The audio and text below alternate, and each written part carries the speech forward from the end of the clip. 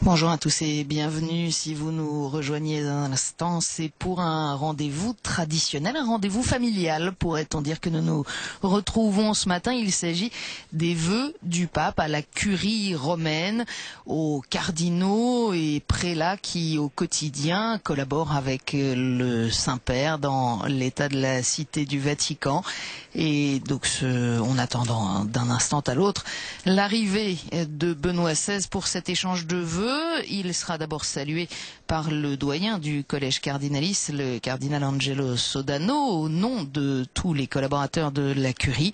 Puis le pape adressera un discours aux cardinaux. C'est toujours pour lui l'occasion de faire un vaste tour d'horizon de l'année écoulée, en particulier, bien sûr, sur le plan ecclésial, puisque dans quelques semaines, il y a un autre rendez-vous, le pendant civil, si l'on peut dire, de celui de ce matin, qui sont les vœux au corps diplomatique, à tous les ambassadeurs accrédités près le Saint-Siège, qui est, lui, l'occasion pour le pape d'un grand tour d'horizon géopolitique, cette fois des événements survenus dans l'année et des principaux enjeux pour la vie de la planète aujourd'hui. Mais ce matin, c'est donc le rendez-vous ecclésial, rendez-vous familial, on peut insister. Vous voyez d'ailleurs sur ces images que ce temps d'attente est mis à profit par les cardinaux, qui n'ont que peu l'occasion de discuter ensemble à bâton rompu au quotidien, chacun étant préférentiellement d'abord à ses affaires et puis disséminé dans les différents bureaux de la curie. C'est donc l'occasion pour eux ce matin d'échanger de façon détendue, et Benoît XVI devrait les rejoindre dans un petit instant.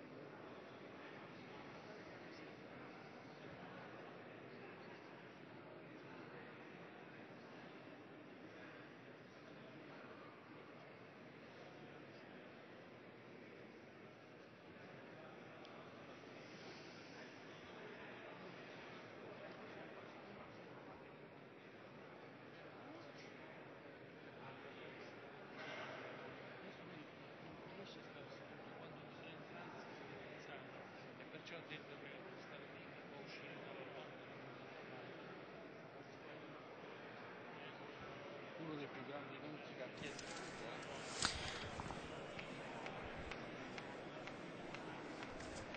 Quelques instants de patience encore dans ce tour d'horizon. Il est vraisemblable que le pape reviendra en particulier sur les grands moments de la vie de l'Église universelle au cours de cette année 2011. Il y a eu, on s'en souvient, en mars dernier, par exemple, le lancement de l'initiative du Parvis des Gentils par le Conseil pontifical de la culture.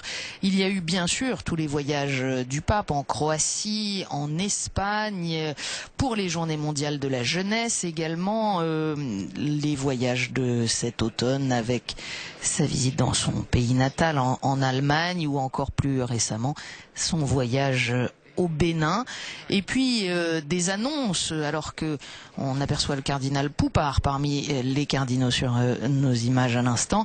Et bien des annonces aussi qui déjà nous projettent dans l'avenir, avec ce rendez-vous donné par Benoît XVI pour le mois d'octobre 2012 d'un synode consacré à la nouvelle évangélisation, enjeu majeur de l'Église aujourd'hui dans les pays de vieille culture chrétienne en particulier. Et puis cette annonce aussi de l'année de la foi que Benoît XVI ouvrira en octobre prochain.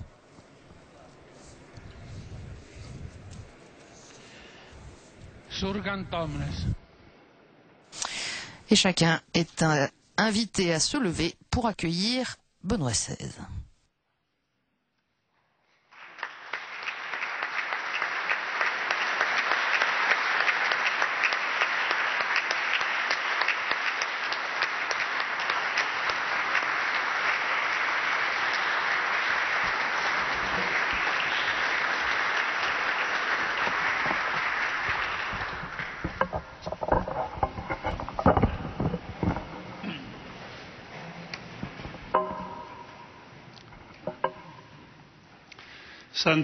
Sainteté, vénéré successeur de l'apôtre Pierre, c'est avec des sentiments d'une grande joie spirituelle qu'aujourd'hui j'ai l'honneur de m'adresser à vous au nom des responsables de la Curie romaine et du gouvernorat du Vatican. Noël est désormais proche et il nous propose de nouveau dans toute sa splendeur le mystère de la venue du Christ parmi nous. En revenant sur les mots du début de l'encyclique Veritas Splendor, je voudrais dire que bientôt apparaîtra face au monde Navitatis Splendor, comme elle a brillé face au pasteur dans la nuit de Bethléem.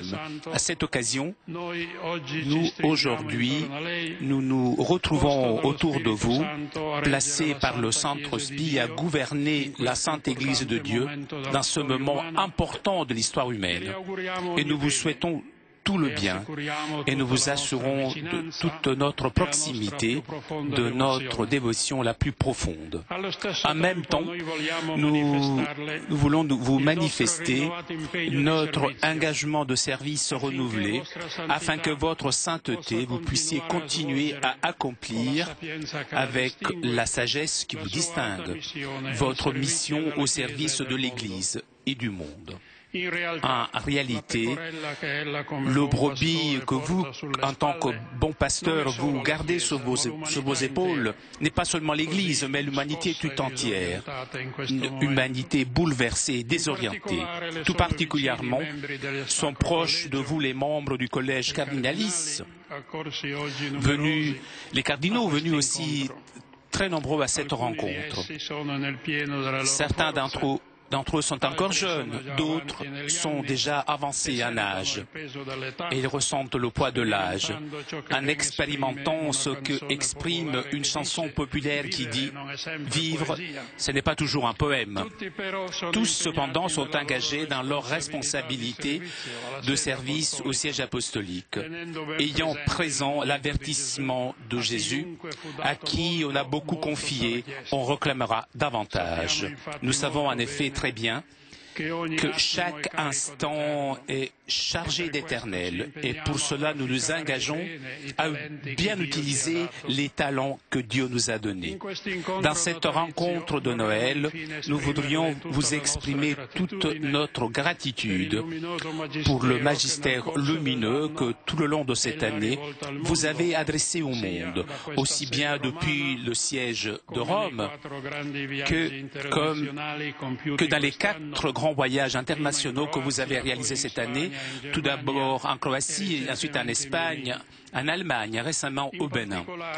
Tout particulièrement, nous vous remercions pour l'ouverture de l'année de la foi, afin que tous accueillent et vivent dans sa beauté l'évangile du Christ.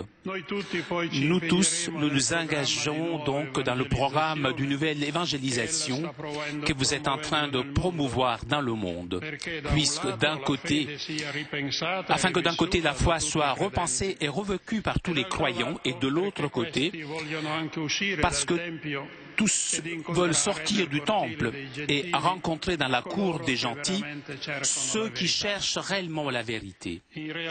À vrai dire, en différentes occasions, vous nous avez rappelé que foi et raison peuvent être interprétées comme 2 ailes avec lesquelles l'esprit humain peut s'élever jusqu'à la contemplation de la vérité. Saint-Père, avec ces sentiments de dévotion et de grande gratitude pour votre sollicitude pastorale, nous nous rassemblons autour de vous aujourd'hui, en plus des responsables de la Curie romaine et du gouvernorat du Vatican, sont présents ici spirituellement aussi les représentants pontificaux disséminés dans le monde et également dévoués au service du siège apostolique. Tous encore, Saint-Père, nous vous souhaitons de bonnes et saintes fêtes de Noël et une bonne nouvelle année, une année pleine des plus hautes grâces du Seigneur.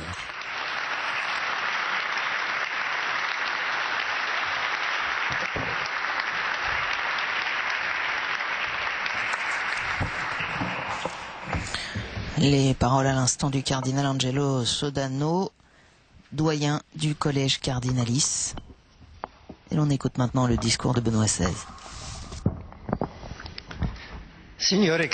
Messieurs les cardinaux, chers frères dans l'épiscopat et dans le sacerdoce, chers frères et sœurs, c'est toujours un moment particulièrement intense que nous vivons aujourd'hui. Désormais Noël est proche et pousse aussi la grande famille de la Curie romaine à se retrouver ensemble pour accomplir ce beau geste de l'échange des vœux qui renferme le souhait réciproque de vivre dans la joie et avec un véritable fruit spirituel, la fête de Dieu qui s'est fait chair et a établi sa demeure au milieu de nous. C'est pour moi l'occasion non seulement de vous présenter mes vœux personnels, mais aussi d'exprimer à chacun de vous mes remerciements et ceux de l'Église pour votre service généreux. Je vous prie de les transmettre également à tous les collaborateurs de notre grande famille. Je remercie de façon particulière le cardinal doyen Angelo Sodano qui s'est fait l'interprète des sentiments de ceux qui sont présents et de ceux qui travaillent dans les différents bureaux de la Curie, du gouvernorat, y compris ceux qui accomplissent leur ministère dans les représentations pontificales disséminées dans le monde entier. Nous travaillons tous afin que l'annonce que les anges ont proclamée dans la nuit de Bethléem, gloire à Dieu au plus haut des cieux et paix sur la terre aux hommes qui l'aiment, pour que cette annonce retentisse sur toute la terre pour porter la joie et l'espérance. À la fin de cette année, l'Europe connaît une crise économique et financière qui finalement se fonde sous la crise éthique qui menace le vieux continent. Même si des valeurs comme la solidarité, l'engagement pour les autres, la responsabilité envers les pauvres et ceux qui souffrent sont en général indiscutées, il manque souvent la force stimulante, capable d'inciter les personnes individuelles et les grands groupes sociaux à des renoncements et à des sacrifices. La connaissance et la volonté ne vont pas nécessairement de pair. La volonté qui défend l'intérêt personnel obscurcit la connaissance et la connaissance affaiblie n'est plus en mesure de revigorer la volonté. C'est pourquoi de cette crise émergent des questions vraiment fondamentales. Où est la lumière qui peut éclairer notre connaissance, non seulement avec des idées générales, mais avec des impératifs concrets? Où est la force qui élève notre volonté? Ce sont des questions auxquelles notre annonce de l'Évangile, la nouvelle évangélisation, doit répondre afin que le message devienne événement, que l'annonce devienne vie. La grande thématique de cette année, comme aussi des années à venir, est en effet comment annoncer l'Évangile aujourd'hui. De quelle manière la foi, force vive et vitale, peut-elle devenir aujourd'hui une réalité? Les événements ecclésiaux de l'année qui est sur le point de se conclure se rapportent tous en fin de compte à ce thème. Il y a eu des voyages en Croatie, en Espagne, pour les Journées mondiales de la jeunesse, dans mon pays, l'Allemagne, et enfin en Afrique, au Bénin, pour la remise de documents post-synodales sur la justice, la paix et la réconciliation. Un document dont doit naître une réalité concrète dans les différentes églises particulières. Les voyages à Venise, à Saint-Marin, à Ancône pour le congrès eucharistique et à Calabre sont aussi inoubliables. Et il y a eu enfin l'importante journée de rencontre entre les religions et les personnes en recherche de vérité et de paix à Assise, Journée conçue comme un nouvel élan dans le pèlerinage vers la vérité et la paix. L'institution du Conseil pontifical pour la promotion de la nouvelle évangélisation est en même temps un renvoi par avance au synode sur le même thème qui aura lieu l'année prochaine. L'année de la foi, en mémoire du début du concile il y a 50 ans, s'insère aussi dans ce contexte. Chacun de ces événements a eu ses propres accentuations. En Allemagne, le pays d'origine de la Réforme, la question œcuménique, avec toutes ses difficultés et ses espérances, a eu bien sûr une importance particulière.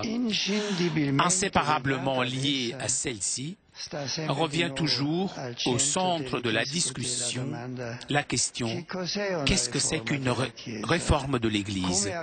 Comment arrive-t-elle ? Quels sont ses chemins, ses objectifs ?»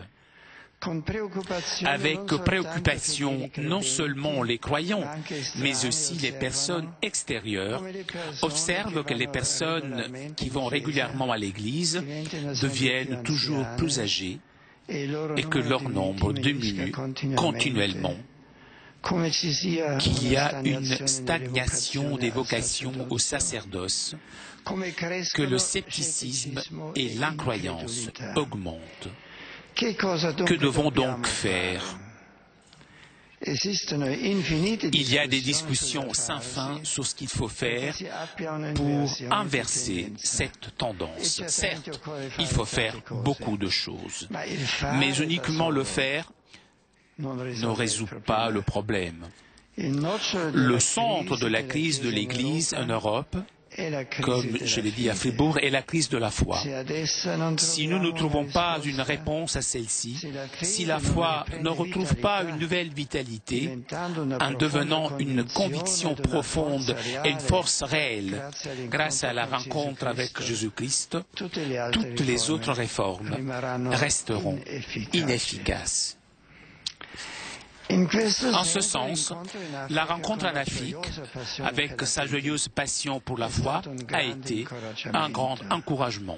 Là ne se percevait aucun signe de cette fatigue de la foi si répandue parmi nous.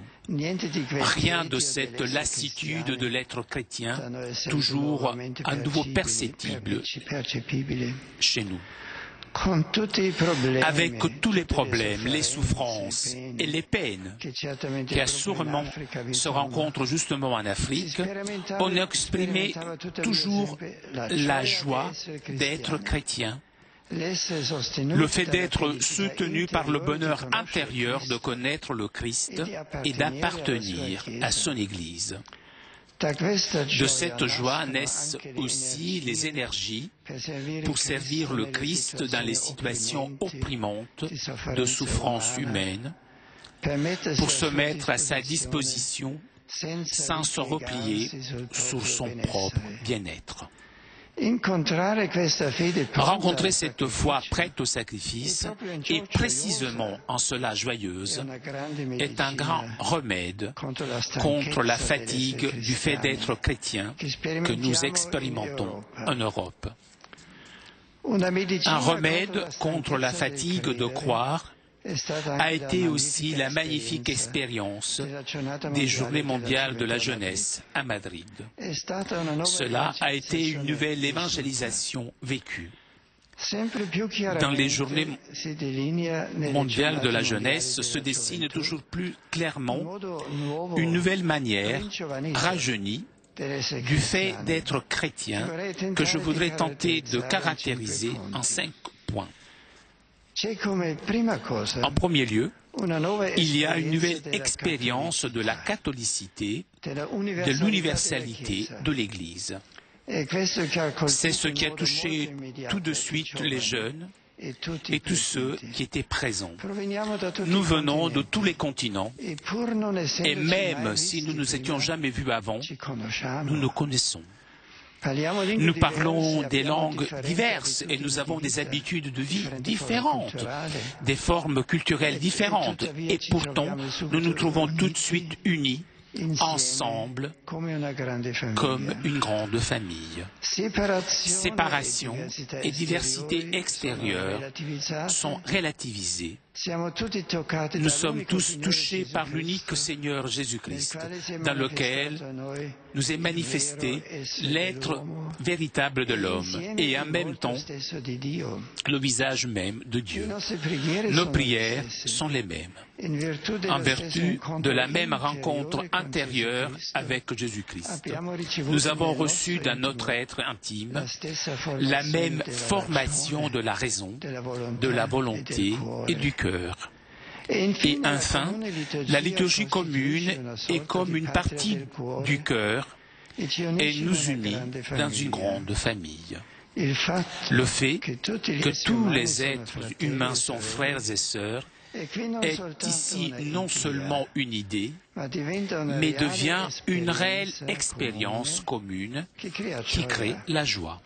Et ainsi, nous avons compris aussi très concrètement que malgré toutes les peines et les obscurités, il est beau d'appartenir à l'Église universelle, l'Église catholique que le Seigneur nous a donnée. De là provient une nouvelle manière de vivre, le fait d'être homme, le fait d'être chrétien.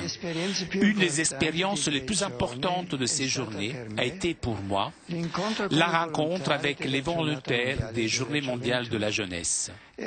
Ils étaient environ 20 000 jeunes qui, sans exception, avaient mis à disposition des semaines ou des mois de leur vie pour collaborer à la préparation technique et organisationnelle et au contenu des JMJ. Et ils avaient aussi rendu possible le déroulement harmonieux de l'ensemble. Avec son temps, l'homme donne toujours une partie de sa vie. À la fin, ces jeunes étaient visiblement et tangiblement comblés d'une grande sensation de bonheur. Leur temps donné avait un sens. En donnant justement de leur temps et de leur force de travail, ils avaient trouvé le temps, la vie. Et alors, une chose fondamentale est devenue évidente pour moi. Ces jeunes avaient offert dans la foi une partie de leur vie. Non parce que cela a été commandé et non parce qu'avec elle on gagne le ciel. Non, pas non plus parce qu'on échappe aussi au péril de l'enfer. Ils ne l'avaient pas fait parce qu'ils voulaient être parfaits. Ils ne regardaient pas en arrière vers eux-mêmes. Il m'est venu à l'esprit l'image de la femme de Lot qui, en regardant en arrière, devint une colonne de sel. Combien de fois la vie des chrétiens est caractérisée par le fait qu'ils regardent surtout vers eux-mêmes. Ils font le bien, pour ainsi dire, pour eux-mêmes. Et combien est grande la tentation pour tous les hommes d'être préoccupés surtout d'eux-mêmes, de regarder en arrière vers eux-mêmes, devenant ainsi intérieurement vides, des colonnes de sel. Ici, au contraire, il ne s'agissait pas de se perfectionner soi-même ou de vouloir avoir sa propre vie pour soi-même. Ces gens ont fait du bien, même si cela a été rude et a requis des sacrifices. Simplement parce que faire le bien est beau. Être pour les autres est beau. Il suffit seulement d'oser faire le saut. Tout cela est précédé de la rencontre avec Jésus-Christ. Une rencontre qui allume en nous l'amour pour Dieu et pour les autres et nous libère de la recherche de notre propre moi. Une prière attribuée à saint François Xavier dit « Je fais le bien ». Non parce qu'en retour j'entrerai au ciel, et non plus parce que tu pourrais m'envoyer en enfer. Je le fais parce que tu es toi, mon roi, mon Seigneur. J'ai rencontré la même attitude aussi en Afrique. Par exemple, chez les sœurs de Mère Teresa qui se dépensent pour les enfants abandonnés, malades, pauvres, souffrants, sans se poser des questions sur elles-mêmes. Et pour cela, elles deviennent intérieurement riches et libres. C'est cela l'attitude proprement chrétienne. Inoubliable pour moi demeure aussi la rencontre avec les jeunes handicapés à la Fondation San José à Madrid, où j'ai rencontré à nouveau la même générosité à se mettre à la disposition des autres. Une générosité qui en définitive naît de la rencontre avec le Christ qui s'est donné lui-même pour nous. Un troisième élément qui, d'une manière toujours plus naturelle et centrale, fait partie des Journées mondiales de la jeunesse et de la spiritualité qui en découle est l'adoration. Inoubliable demeure pour moi le moment où, durant mon voyage au Royaume-Uni, dans Hyde Park, des dizaines de milliers de personnes, majorité des jeunes, ont répondu par un silence intense à la présence du Seigneur dans le très saint sacrement en l'adorant. La même chose est arrivée dans une moindre mesure à Zagreb et à nouveau à Madrid, après la tempête qui menaçait de gâcher l'ensemble de la veillée à cause d'une panne des microphones. Dieu est omniprésent, oui, mais la présence corporelle du Christ ressuscité est encore quelque chose d'autre, quelque chose de nouveau. Le ressuscité entre au milieu de nous, et alors, nous ne pouvons que dire avec l'apôtre Thomas, mon Seigneur et mon Dieu. L'adoration est avant tout un acte de foi, l'acte de foi comme tel. Dieu n'est pas une quelconque hypothèse possible ou impossible sur l'origine de l'univers. Il est là. Et s'il est présent, je m'incline devant lui. Alors, la raison, la volonté, le cœur s'ouvrent à lui et à partir de lui. Dans le Christ ressuscité est présent le Dieu qui se fait homme, qui a souffert pour nous, parce qu'il nous aime. Nous entrons dans cette certitude de l'amour incarné de Dieu pour nous, et nous le faisons en aimant avec lui. C'est cela l'adoration, et cela donne ensuite une empreinte à ma vie. C'est seulement ainsi que je peux célébrer aussi l'Eucharistie d'une manière juste et recevoir le corps du Seigneur avec droiture. Un autre élément important des Journées mondiales de la jeunesse est la présence du sacrement de la pénitence qui fait partie de l'ensemble avec toujours plus d'évidence.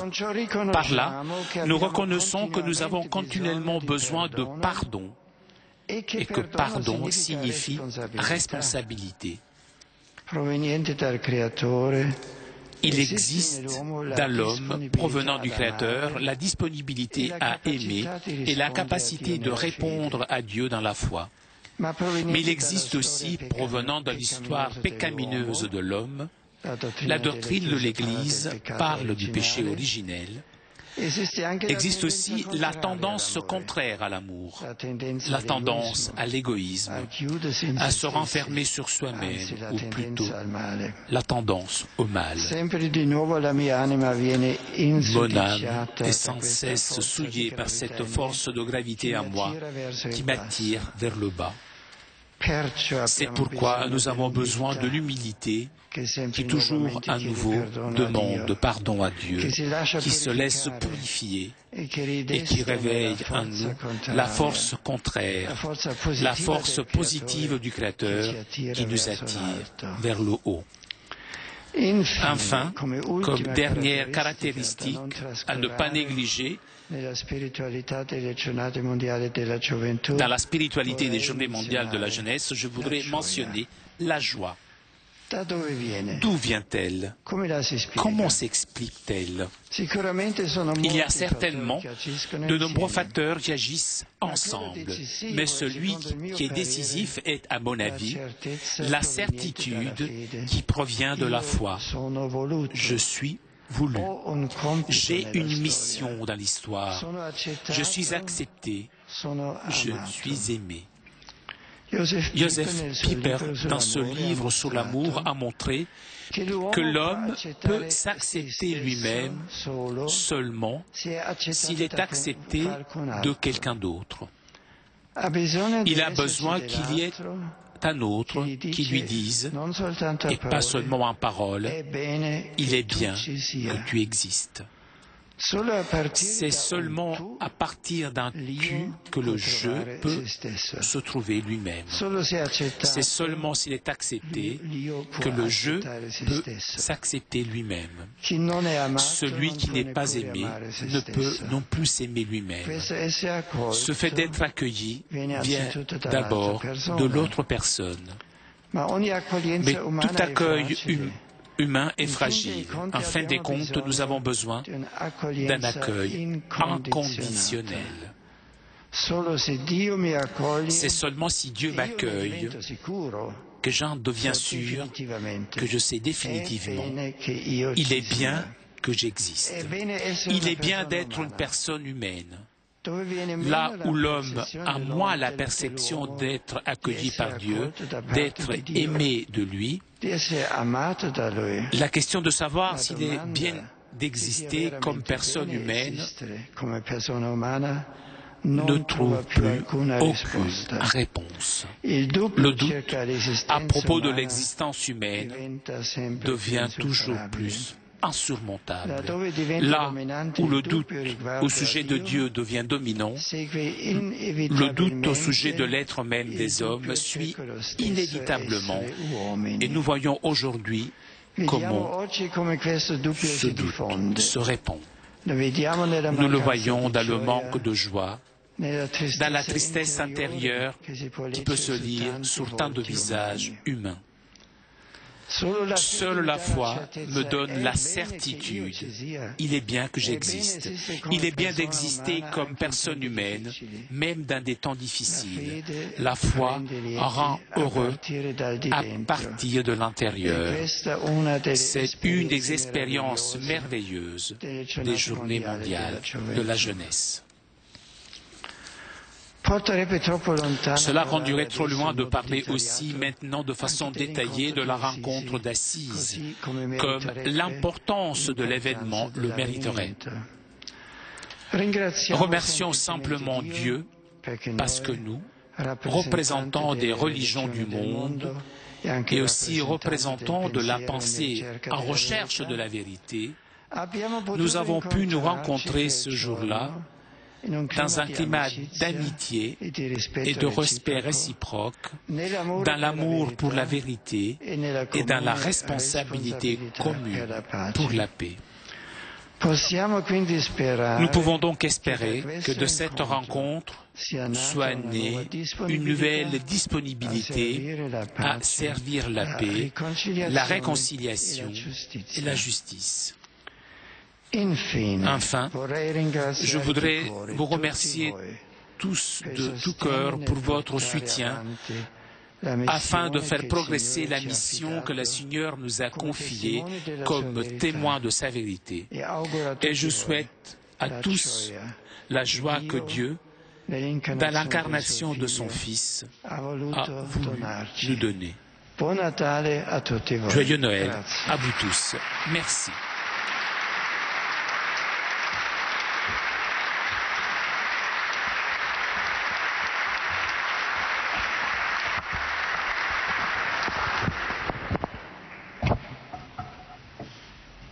Sit nomen Domini benedictum. Adiutorium nostrum in nomine Domini.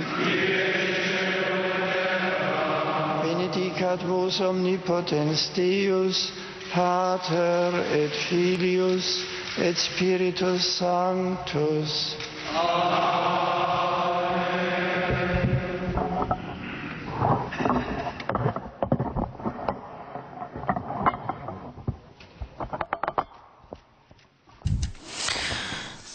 Voilà, et les cardinaux avaient pris là présents à ce rendez-vous ce matin vont venir chacun à leur tour maintenant saluer le pape.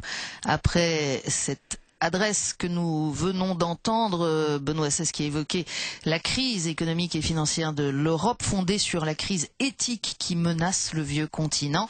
Et de cette crise émergent, dit le pape, des questions fondamentales. Où est la lumière qui peut éclairer notre connaissance? Où est la force qui élève notre volonté? C'est à ces questions que doit répondre la nouvelle évangélisation. Benoît XVI, vous l'avez entendu, qui a choisi en particulier, après avoir évoqué tous les événements de cette année très riche, en particulier, de commenter l'événement, la proposition que représentent les journées mondiales de la jeunesse. C'est vrai, le tableau est sombre en Europe. On observe que les personnes qui vont régulièrement à l'église sont toujours plus âgées, leur nombre diminue, il y a la stagnation des vocations au sacerdoce, le scepticisme et l'incroyance augmentent. Alors comment lutter contre cette fatigue de croire, selon l'expression employée par le pape? Eh bien précisément 5 points soulignés dans l'événement que sont les Journées mondiales de la jeunesse. D'abord, cette rencontre permet une nouvelle expérience de la catholicité, de l'universalité de l'Église, explique le pape. De là provient, deuxièmement, une nouvelle manière de vivre. Et le pape de prendre comme exemple ces jeunes volontaires qui sont engagés dans l'organisation des JMJ, qui ont fait le bien non pas pour eux-mêmes, mais simplement parce que faire le bien est beau. Un troisième élément, c'est la présence toujours plus naturelle et centrale, dit Benoît XVI, de l'adoration au cœur de ce rassemblement. Et le pape d'évoquer d'autres expériences précédentes, celle à Hyde Park au Royaume-Uni, celle à Zagreb, et puis de nouveau cette année à Madrid, après la tempête, on s'en souvient. Alors la raison, la volonté, le cœur s'ouvre à Dieu et à partir de lui, eh bien, les choses se recentrent. Voilà ce qu'explique le pape sur la présence de l'adoration. Il souligne aussi, 4e point, l'importance du sacrement de pénitence qui fait partie de l'ensemble avec toujours plus d'évidence. Par là, dit Benoît XVI, nous reconnaissons que nous avons continuellement besoin de pardon et que pardon signifie aussi responsabilité. Enfin, le pape souligne la joie. Cette joie, d'où vient-elle? Comment l'expliquer? Eh bien, elle vient de la certitude qui provient de la foi. Je suis voulu, j'ai une mission, je suis accepté, je suis aimé.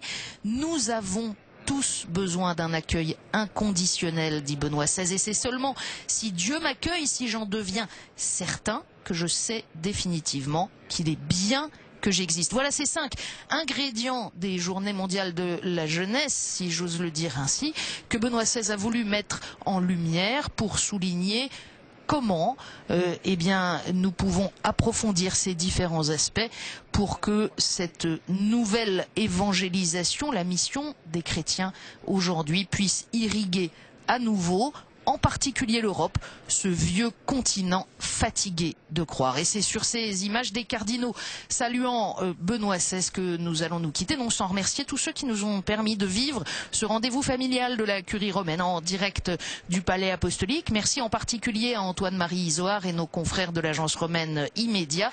Merci à Flavio Esposito pour ses traductions et à Nicolas Robert Naudin qui est à la diffusion ce matin. Merci surtout à vous de votre fidélité. À très bientôt.